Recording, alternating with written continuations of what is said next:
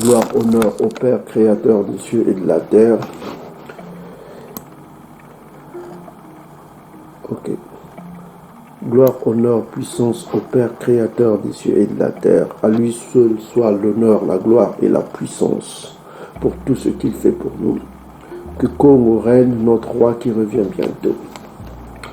Que le tout-puissant créateur des cieux et de la terre bénisse les élus de son peuple partout où ils sont, les élus bantous.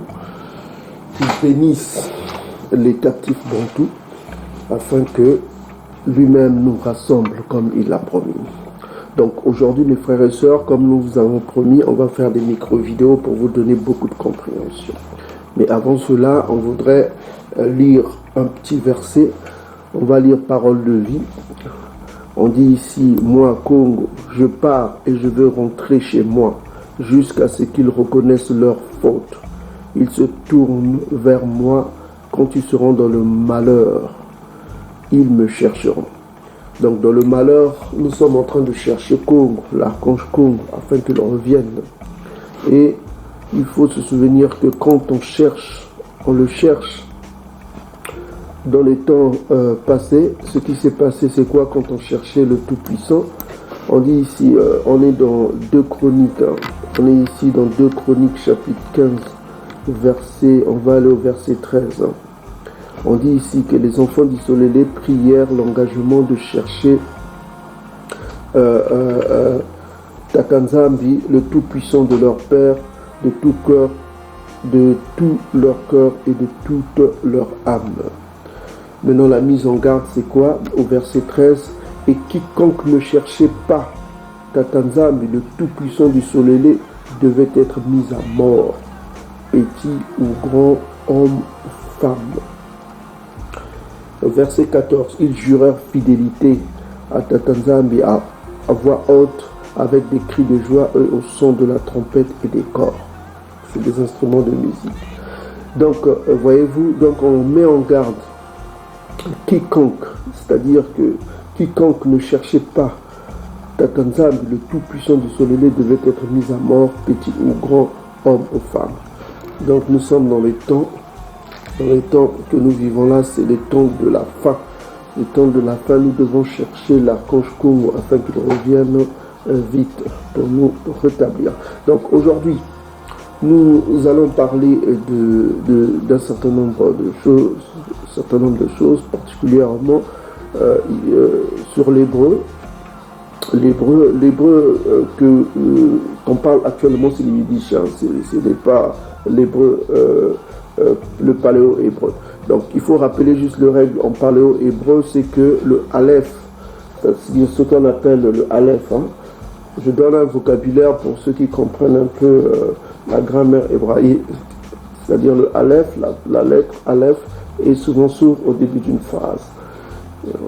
Dans la phrase, elle n'est pas sourde, mais au début d'une phrase, elle est sourde. Le aleph, c'est le A, voilà. Maintenant, vous avez le aïn aussi qui est sourd, comme vous pouvez le voir sur l'écran. Le aïn est silent. Silent, ça veut dire sourd. C'est sourd aussi au début d'une phrase. Donc, on va donner un exemple pour le aleph, hein, rapidement. On avait déjà parlé de ça, notamment sur les noms bantous. Hein. Si vous voyez les noms bantous, le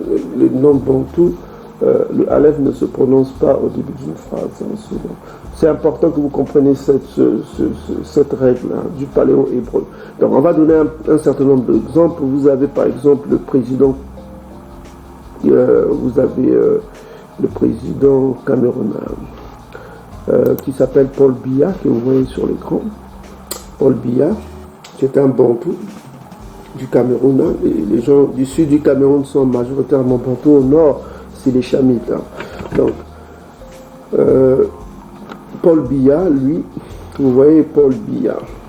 Donc, vous avez son nom ici, c'est Biya. Bon, les gens ne savent pas que c'est un nom sémite. Hein. C'est des noms sémites comme la majorité des noms bantous. Donc, Biya, ça vient de Abiya. Abiya. Donc, Abiya, c'était une famille la famille de Dawidi. Hein. C'était la famille de Dawidi qui portait ce nom-là, de David. Donc, c'est-à-dire le fils Salomon, Léboma, Réboam, que vous appelez Réboam, Léboma, a enfanté ce qu'on appelle, il a enfanté Abia. Donc, vous pouvez le voir vous-même dans 2 Chroniques chapitre 11 au verset 20, si je ne me trompe pas, au verset 20, voilà, c'est ça, au verset 20. Après elle, il prit notamment Roboam, hein, ce que vous appelez Roboam. Voilà. Roboam, c'est le fils de Salomon, de Salama. Roboam, c'est le fils de Salama, donc il est la lignée de David. Donc on va voir juste les noms. Je ne dis pas que Paul Biya est la lignée de David, hein. Je ne dis pas ça. Je dis qu'on examine les noms bantous pour vous donner de la compréhension. Donc ici, nous avons toujours la lignée de David. Nous avons Roboam, là, le fils de Salomon, prit Maca comme femme, fille d'Abi Salama. Elle lui enfanta Abijah. Donc si vous voyez Abijah là, c'est Abia. C'est ce qu'on appelle Abia. Vous avez ici dans Blue Letter, on vous explique Abia. Vous avez le Aleph ici, c'est la première lettre que vous voyez là. Abia. Donc dans vos Bibles, on traduit Abijah. Ok. Vous avez Abijah. Voilà. On vous explique bien que King of Judah, son of successor of Rehoboam, c'est-à-dire qu'il était roi de Juda, c'est le fils et successeur de Rehoboam, c'est-à-dire la lignée de Salomon et de David. Donc vous avez ici Abia. Donc vous voyez ici, il y a le Aleph là qui n'est pas prononcé chez les Bantous. Si vous enlevez le Aleph de A là, il vous reste Biya. Ça vous donne Biya et vous avez le nom Bantou.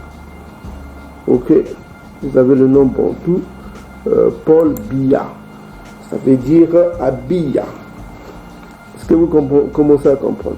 On va prendre un exemple. Notre exemple, là, on va voir le mot toujours de ces Ngala là. Moi, je les appelle les peuples Ngala. Peuples Ngala, c'est un BT, je crois. C'est les peuples Ngala. Donc, on va avoir, ils utilisent beaucoup le mot Abia. Abi qui veut dire père. Hein. Parce qu'il faut savoir que les Bantous ne prononçaient pas ce mot-là, Abi. Avant, ils prononçaient le mot Abi, Mbia, mais c'est-à-dire mon père, Bi, Ba, voilà. Donc, mais ça a évolué avec les oppresseurs qui les ont envahis, notamment, vous savez que cette partie du monde qu'on appelle l'Est de l'Afrique, d'où viennent les Bantous, qu'on appelle la Palestine, d'où ils viennent, on appelle ça l'Est de l'Afrique. Hein. On n'appelle pas ça comme on appelle le Moyen-Orient actuel. Donc vous voyez, dans ces peuples-là, ces mythes notamment, ils gardent l'ancien hébreu. L'ancien hébreu, le mot père se disait Baba, comme on prononce encore en Swahili. Si vous allez en Swahili, vous voyez qu'ils ont gardé ce mot papa, ça s'utilise Baba. Vous voyez ici, ça c'est le swahilien, c'est le site Glosb. Vous mettez papa en Swahili, vous avez Swahili ici, ça se dit Baba. En fait, ça vient Abba. Donc, vous voyez, ils ne prononcent pas les premières lettres là, on met Ba et on prononce Baba. Abba, ça vient du mot Abba. C'est un mot araméen qui est proche de l'hébreu. Donc, Baba, au lieu de dire père. Mais ce mot a évolué parce que vous savez que le peuple a été envahi par notamment les latins. En latin, vous voyez ici en latin, le mot père se prononçait papa. Dad c'est papa. Hein. Comme vous voyez c'est papa. Ça se prononçait tata en latin. Comme vous pouvez le voir ici, c'était tata. Voilà. En latin, le mot père se prononçait tata. Et en grec aussi, c'est la même chose. Le latin et le grec, ça se prononce tata. Tata.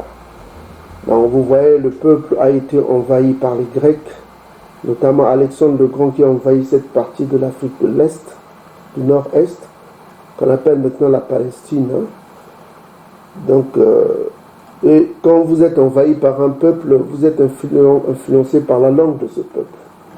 On vous a donné l'exemple des mots qu'on trouve encore chez les Bantous au temps du latin, comme passi. Passi, ça veut dire souffrance. En latin, c'est la même chose. Donc, et vous avez le livre du frère Mélo, que vous pouvez lire sur le latin, le bantou du latin, vous aurez beaucoup de mots en latin. Donc, quand vous êtes envahi par ces peuples-là, notamment les Grecs, on vous a déjà démontré cela. Et vous parlez la langue de l'oppresseur. Vous avez des mots de l'oppresseur dans votre vocabulaire. Vous trouvez des mots de l'oppresseur. C'est comme aujourd'hui, on trouve des mots en français dans le langage bantou, des mots français. Donc, parce qu'on a été envahi par les Français, dans d'autres bantous, on trouve des mots en anglais.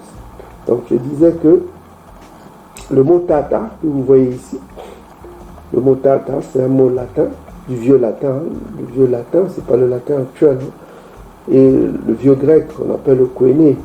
Donc, vous avez tata, comme vous pouvez le voir illustré sur l'écran, tata. Ok, donc vous avez aussi autre chose, à part cela. Si vous allez par exemple le président congolais du Congo-Brazzaville, vous avez Ngouabi. Mais ici, le Aleph est prononcé Abi. Vous avez Abi là qui veut dire père, qui est un vieux mot qui était utilisé par le Bantou pour désigner le père avant que les autres mots qui viennent se substituent à ce mot, notamment Tata. On utilise beaucoup Tata, Baba, chez les Swahili, chez beaucoup de Bantou Tata. Donc, avant que ce mot-là, Abi, soit abandonné, on a abandonné ce mot-là pour prendre les mots de l'oppresseur pour exprimer la paternité. Donc, vous avez ici Ngouabi, Ngo. Le Ngo, on vous a démontré, ça veut dire étranger. Hein? C'est extérieur, ce qui est extérieur. Le Ngo, c'est ce qui est extérieur, ce qui est étranger. Mais Abi, ça veut dire père. Donc, si on traduit cela, on donnera que mon père à l'étranger. Ngo Abi. Ngouabi. Ça veut dire mon père à l'étranger. Mon père vit en étranger. Il est à l'étranger. Donc, voilà. Donc, on traduit cela. Vous voyez, c'est toujours cette structure qu'on voit d'abord les mots qui précèdent. Père, Abi. Papa, Abi. Étranger. Donc, Abi, ça veut dire père. Et ce mot Abi aussi, vous avez trouvé ça chez Bia, mais en forme de Bia. C'est-à-dire Abi-Ya. C'est-à-dire mon père, c'est Ya. Ya est mon père. Ya, c'est la divinité, c'est ce qui est supérieur. Ok? Donc, voilà. Continuez à vous montrer cela. Et puis, ça, c'est pour le père. Bon, maintenant, on va rentrer dans le sujet du jour. Le sujet du jour, c'est en fait voir un peu le vocabulaire qu'utilisait la famille de David. Hein. La famille de David, pour vous prouver que cette Bible a été écrite par les Bantous. Donc, il faut savoir la Bible, c'est quoi? On va dans 2 Timothée chapitre 3, verset 16. Donc, on dit ici, toute écriture est inspirée du Tout-Puissant Tatanzambi et utile quoi? Pour enseigner, pour convaincre, pour corriger, pour instruire dans la justice, afin que l'homme du Tout-Puissant soit accompli propre à de bonnes œuvres. Voilà. Donc, c'est ça. Ok. Maintenant, on va voir... cette écriture a été écrite par les Hébreux. Hein. Les Hébreux, on va essayer de voir quelle langue ils utilisaient, les Hébreux, là, qui ont écrit cette Bible. Donc, on va chercher le vocabulaire de ces biblistes, quelle langue ils parlaient, hein, pour savoir qui a écrit cette Bible, pour prouver encore qui a écrit. Donc, on va aller dans 2 Samuel chapitre 13, verset 6. Donc nous sommes dans 2 Samuel chapitre 13, nous avons ici la famille de David. Après cela, au verset 1, on dit, après cela, voici ce qui arriva à Abi Salama. On dit, c'est Abi c'est Absalom, fils de David, avait une sœur qui était belle et s'appelait Tamar. Mona, c'est-à-dire la première lettre est sourde. Mona, fils de David. On va commenter un petit peu pour que vous voyez. Excusez-moi. Voilà. Donc, je disais, nous sommes dans 2 Samuel, chapitre 13. On va essayer de voir un vocabulaire, un mot qu'utilisait beaucoup le scribe de cette Bible-là. Pour savoir le scribe, quel vocabulaire il avait. Donc ici, on parle en illustration. Dans 2 Samuel, chapitre 13, verset 1, juste en bas, on parle un peu du problème d'inceste. C'est-à-dire que dans la famille de David. Ok, on ne va pas s'attarder, vous connaissez le sujet, vous avez le temps de lire. Donc nous, ce qu'on va faire, on va prendre le verset 1, on dit ici 2 Samuel chapitre 13, verset 1. Après cela, voici ce qui arriva à Absalom, c'est-à-dire Absalom, fils de David, le roi David, que la Bible parle tant, avait une sœur qui était belle et qui s'appelait Tamar. C'est Tamar, ça veut dire passer. Le passé, c'est des langues banquées. Et Mona, au lieu de dire Amon, on vous a dit que le Aleph et le Aïn sont souvent sourds. On lit Mona. Fils de David, il l'aimait. Donc on voit, c'est un amour incestueux. On ne va pas s'attarder sur ça, on va au verset 6. C'est ce qui nous intéresse. Donc on dit ici, Mona se coucha et fit le malade. Le roi vint le voir. Et Mona dit au roi, je te prie que Tamar, ma sœur, vienne faire 2 gâteaux sous mes yeux et que je les mange de sa main. Donc il a menti pour se coucher, fit le malade, quoi. Le roi, je crois que c'est le roi David, vient le voir. Et Mona dit au roi, c'est-à-dire à son père, quoi, le roi David, je te prie que Tamar, ma sœur, c'est-à-dire sa sœur biologique, vienne faire 2 gâteaux sous mes yeux et que je les mange. C'est-à-dire qu'ils viennent cuire les gâteaux. Donc on va voir le mot utilisé pour cuire le gâteau, pour faire le gâteau. Parce qu'on ne fait pas le gâteau que par miracle, il faut bien les cuire. D'accord? Donc on va voir le mot cuire, faire le gâteau. Donc on va cliquer ici, faire des gâteaux. On va voir le mot utilisé. Alors vous voyez vous-même le mot utilisé, c'est lamba. Lamba. Donc lamba, on traduit ici lamba. On a utilisé lamba. C'est un mot hébreu. La concordance c'est 03823.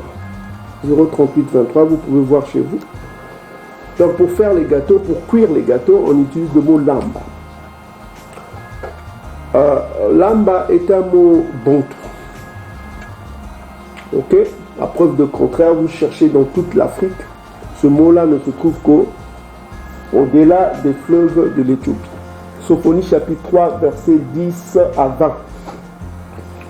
Là où le Créateur des cieux et de la terre indique la localité de ses dispersés, de son peuple dispersé. Il indique une localité géographique, là où sont dispersés son peuple, qu'on appelle le peuple de Moïse, et on vous a démontré, l'ADN l'a prouvé. On a fait des vidéos sur ça, l'ADN a prouvé que le peuple, au-delà des fleuves de Couche, sont les anciens peuples de la Bible. Vous l'avez vu vous-même. Nous ne l'avons pas inventé. Donc ici, le mot lamba, jusqu'à preuve de contraire, quelqu'un peut faire des commentaires, me dire que voilà, on trouve ce mot en Amérique latine, on trouve ce mot chez les Indiens d'Amérique latine, chez les Chinois, chez les Khazars, les Arabes, qui viennent dire dans les commentaires et qui donnent leurs preuves. Ce mot-là n'est utilisé que par le peuple que le créateur de la Bible Vous voyez, le créateur de la Bible indique là où sont ces disperses. C'est ce mot lamba. Et on va vous le prouver. On va aller dans le dictionnaire qu'on vous a montré le dictionnaire en lingala. On va aller dans le dictionnaire en lingala. Nous avons ici lamba. Lamba. Le verbe c'est ce kolamba. On vous a dit que le ko indique le verbe. Kolamba. Et on vous dit quoi?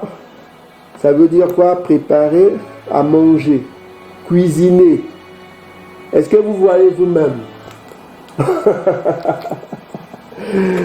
Gloire au Tout-Puissant.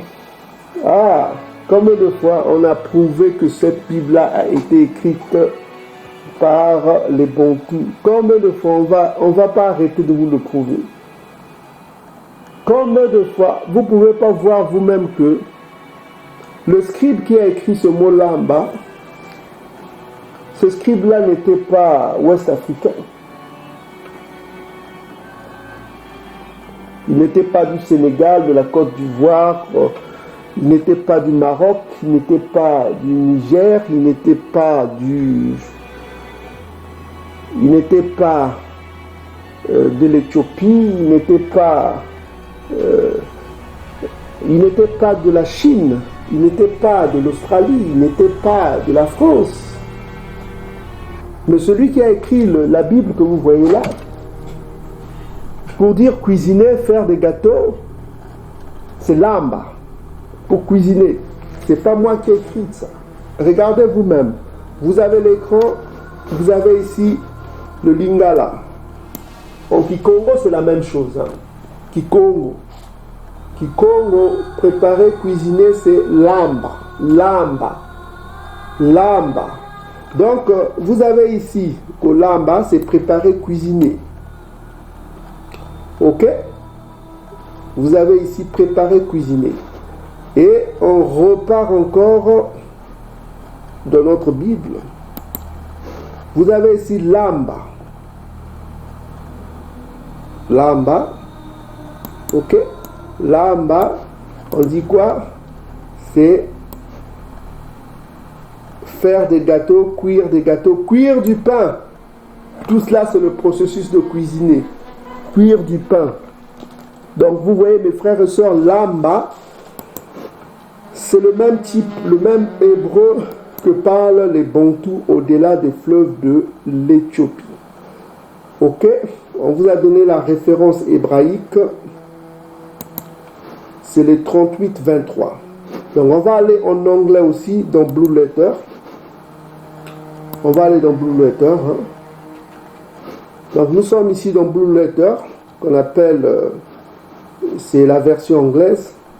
Nous sommes dans, vous pouvez vous-même voir, hein, nous sommes dans 2 Samuel, chapitre 2 Samuel. On va augmenter un petit peu pour les sceptiques, parce qu'il y a toujours des sceptiques, des gens qui sont sceptiques. Donc, vous allez dans Blue Letter, vous tapez 2 Samuel, chapitre 13, verset 6. En anglais, lamba, ça veut dire cuisiner, hein, pour ceux qui ne savent pas. Lamba, ça veut dire cook, excusez-moi, cook. C-O-2-O-K à la fin, c'est cook, hein, pour ceux qui sont. Donc ici, vous avez à Mona, tout ça. Mona, donc vous voyez son nom, Mona, il y a le Aleph là, c'est sourd.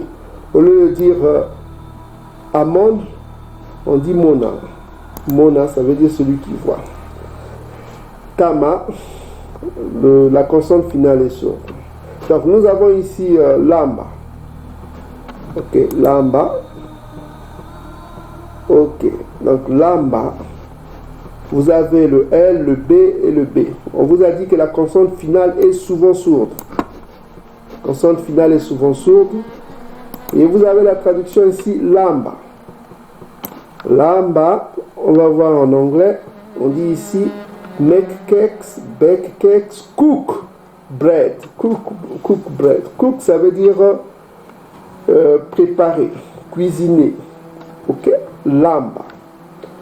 Donc, lamba, c'est ça. Quand on nous a dit en paléo-hébreu, la consonne finale est souvent sourde. Au lieu de lambab, on ne dit pas lambab. Donc ici la prononciation en hébreu yiddish, le B se prononce V. Eux ils disent pas Abraham, ils disent Avram. Ok. Jacob, ils disent pas Jacob, ils disent Yaakov. Donc ils ont le son V là qu'on trouve en yiddish. Hein. C'est la langue des Slaves. C'est une langue germano-slave, on vous l'a prouvé. Vous savez, les Slaves aiment utiliser le V. Hein. Le V, Ceausescu, je sais pas, Vladov, je sais pas, il y a le V souvent hein, qui s'utilise. Donc on ne va pas s'attarder sur les nations. Donc je disais lamba, vous avez ici en anglais, c'est la même chose, c'est cook bread. C'est cuisiner toujours, lamba. Et vous avez ce mot-là, lamba, en lingala et en kikongo, c'est lamba. Donc, frères et sœurs, c'est ce qu'on tenait à vous voir. Donc, si vous voyez, si on vous dit que celui qui a écrit la Bible, c'est celui qui a écrit le livre de David, tout ça comme ça, utilisait un mot qu'on n'utilise que chez les Bantous, c'est lamba. Donc, on ne peut pas se tromper sur ces choses-là. Ok? Donc, lamba, qui veut dire cuire du pain, faire des gâteaux, cuire des gâteaux, lamba. Et on voit la liste là où c'est été utilisé. Voilà. On utilise dans 2 Samuel, tout ça, faire des gâteaux, faire cuire. Voilà. Prépara, voilà. Donc on peut trouver ce mot-là aussi dans 2 Samuel chapitre 13 verset 8. Hein. On dit Tamar alla à la maison d'Amon son frère qui était couché, il prit la pâte, la pétrit, prépara devant lui des gâteaux. Préparer des gâteaux, c'est-à-dire cuire des gâteaux, ça veut dire lamba. Vous avez lamba qui revient toujours là, mes frères et sœurs. Donc vous voyez vous-même que le scribe de la Bible, le scribe de la Bible qui utilisait ce mot lamba, qu'on ne trouve qu'au-delà du fleuve de l'Éthiopie. Bon, celui qui veut me prouver le contraire, qui vient de faire les commentaires pour me dire que nous aussi on utilise ce mot-là. Nous aussi on utilise ce mot-là. Bon, jusqu'à preuve de contraire, j'attends toujours vos réponses. Si vous avez un Chinois, vous connaissez un Chinois qui utilise le mot lamba pour dire cuire, un Italien ou un Grec, un Français, un Danois ou bien je ne sais qui. Donc vous venez vous prouver dans les commentaires et comme ça on va édifier un peu tout le monde. Mais jusqu'à preuve de contraire, on voit que seuls les Bantous utilisent ce mot lamba pour dire cuire, tout ça comme ça. Et ce mot-là était utilisé par la famille de David. Donc cela prouve encore que cette Bible n'est que l'œuvre d'un seul peuple, c'est le peuple bantou vivant au-delà du fleuve de l'Éthiopie. Soyez bénis mes frères et sœurs, on reviendra avec une autre micro-vidéo. Maton.